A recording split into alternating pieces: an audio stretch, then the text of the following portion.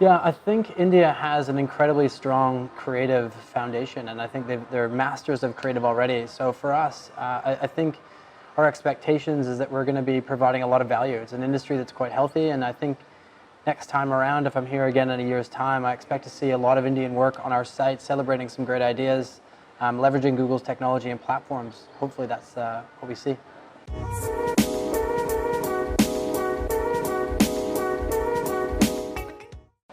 Yeah. I think two campaigns come to mind for me. One is Share the Load. I think I can still remember seeing that ad for the first time and how it impacted me. And I think it's one of those campaigns that did leverage YouTube to tell a longer format story. And it took time to get really that emotion out. So I think YouTube played an important role in that particular campaign. And the same can be said recently for a campaign by Ola. I'm not sure if you guys have seen it, but it was an April Fool's Day prank where they were talking about delivering toilets. Yeah, that's right. An ad like that, again, a longer format ad, they got a lot of attention. They did push it to market as an ad, but it had lots of organic growth as well on the platform. So they kind of seeded the idea, and lots of people then enjoyed it, which is really great.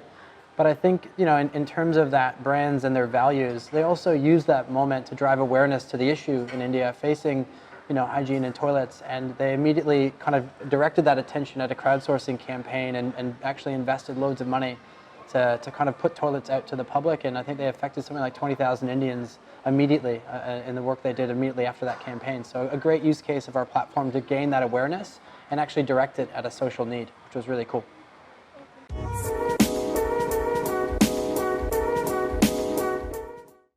Yeah, I think there's a role for different forms of advertising, right? All the way down to very performance-heavy stuff. I think even the Myers 6-second sale work I shared today, there's almost no storytelling in that, but it does leverage our platforms to tell a more important or interesting ad, a stronger ad to the audiences that particular brand wanted to reach, right? So when it comes to storytelling, I think that you either have to do a really good job of performance or a really good job of storytelling, but there's no way that we're looking at a future without the great storytelling. You know what I mean? I think whether it's cause advertising or just great storytelling about your own brand, it's just really important to give the creative industry that space to develop great ideas, because those are the things that are the campaigns that I can remember seeing for the first time 5 years ago, and can recall off the top of my head. And I'm not from this market.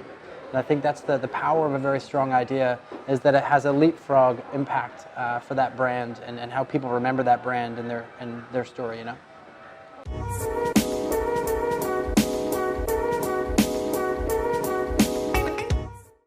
Yeah, I'll quickly answer AI to replace natural creativity. Absolutely not. There's been some great work done recently by Ben Jones, who works internally at Google, and he has a very good position on AI, which is you have to think about it like 1,000 interns working for you. I think their careers aren't far enough along that they can do the big, giant, great idea, but they are really, really helpful. And there's still a lot of value in 1,000 interns working for you against a goal. And I think that's how we have to start looking about AI technology, is not how we leverage it to replace creativity, but how we leverage it to enhance creativity or bring something to the table. And I think we've seen examples of that are starting to bubble to the surface, where it creates a foundation and to storytelling that becomes really interesting. But certainly, I think the way in which it's leveraged for storytelling needs to come from human beings.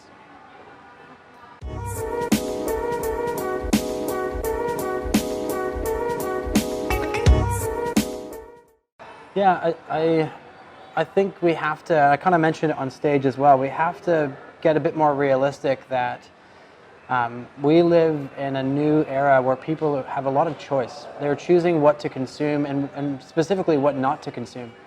And brands that are kind of taking advantage of the advertising canvases to just drive a story no matter what, I think are starting to see that people are choosing to opt out of their sort of messaging.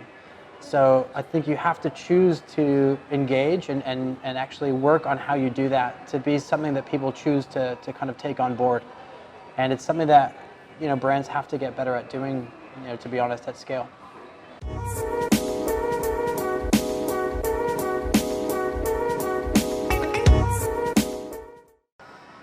Yeah, I think when it comes to branded content or those videos that you could either run as an ad, like the Ola is a really great example. They ran it as an ad, but it also sort of grew as branded content on the platform. There is certainly no formula that I can tell you for that. I think there's certainly things that we can talk about that would help your creatives think about how to land a great message, but ultimately they need to look at that toolkit and play with it to make each brand's own expression different. And I think the balance for me is just making sure that you are identifying an audience and really trying to build something that they're interested in.